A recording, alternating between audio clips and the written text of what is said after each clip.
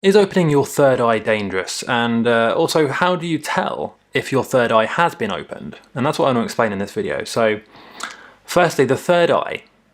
You could also refer to this as your pineal gland, third eye. Okay, it's a spot right here on your forehead, which is kind of a tiny portal into other dimensions, into other realities. And so the way it works, as far as we can speculate, is that our soul or consciousness projects itself into the human experience.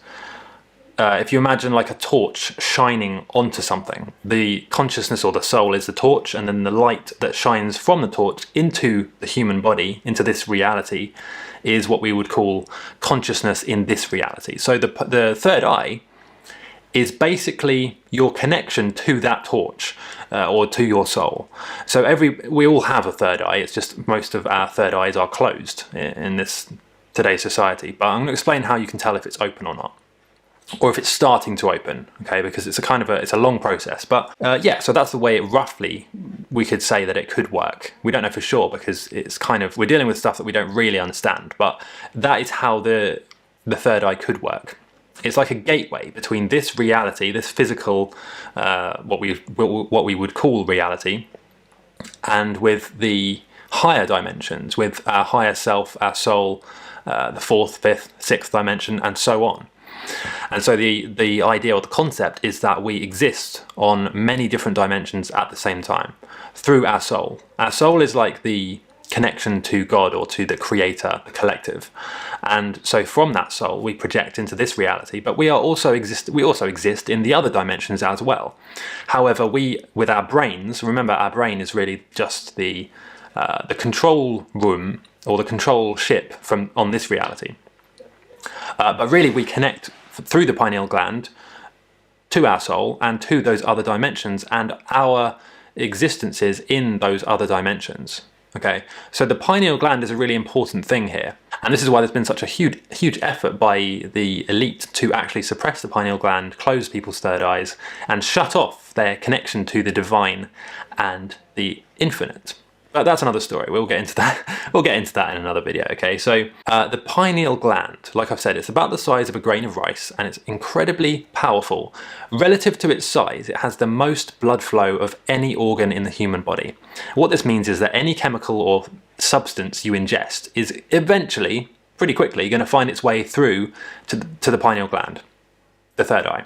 So that means that any chemicals that you take into your body or put on your body in the form of deodorant, skin cream, fluoride, toothpaste, whatever it is, those chemicals will eventually find their way to the pineal gland and create what is called phosphate crystals, which block the pineal gland from being able to be open and regulate the sleep hormones. Now, even if you don't believe in any of that, the connection to the soul, life after death, the divine, any of that stuff, okay, even if you don't believe in any of that, just relative to lucid dreaming and just in a scientific way, the pineal gland is very important because it regulates hormones like serotonin and melatonin, which are incredibly critical to the circadian rhythm, sleeping, dreaming, memory, and thought formation. So it's not like it's just spiritual, okay?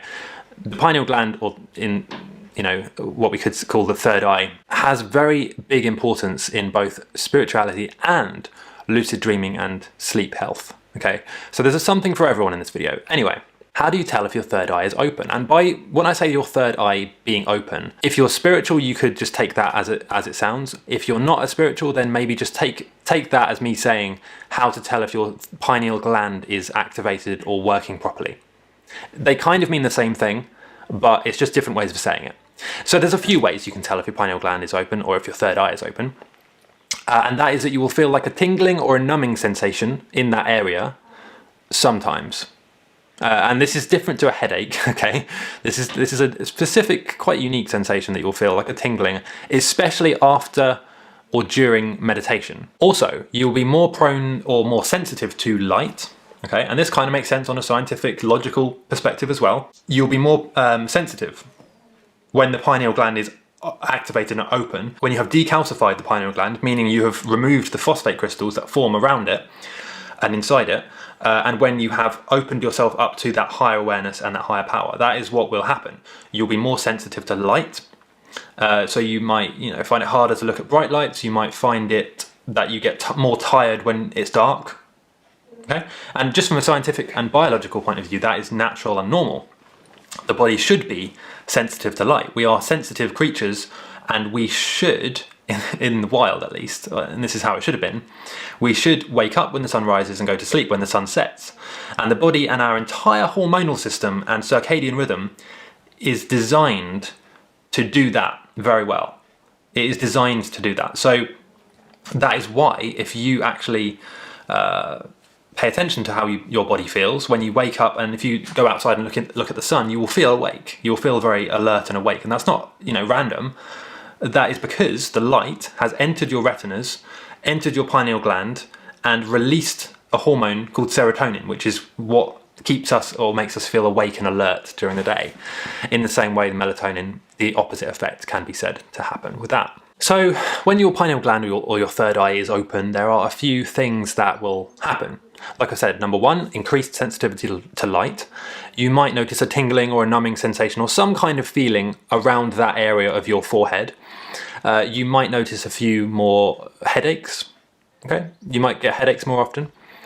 And then importantly, and this is kind of the big sign here, you will have more foresight. And for many people, this will look different ways. Okay, remember, if you're spiritual, this means basically you're connecting to your higher self, so you have more connection to a dimension where time is non-linear. So at the moment in the 3D dimension, we experience time in a linear way. So we go from point A to point B, we can't go backwards, and we can't go forwards any faster than everyone else.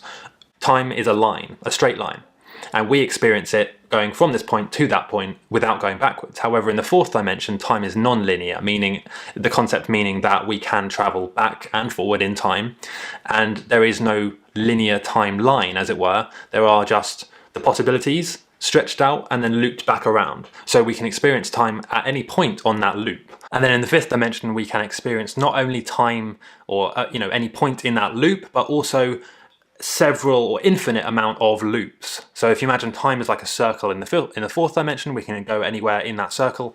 And then if you imagine the fifth dimension is the loop has turned around like that, and there are infinite versions of that loop of time as well. So, and by the way, our soul can experience all of those dimensions, and it is experiencing all of those dimensions.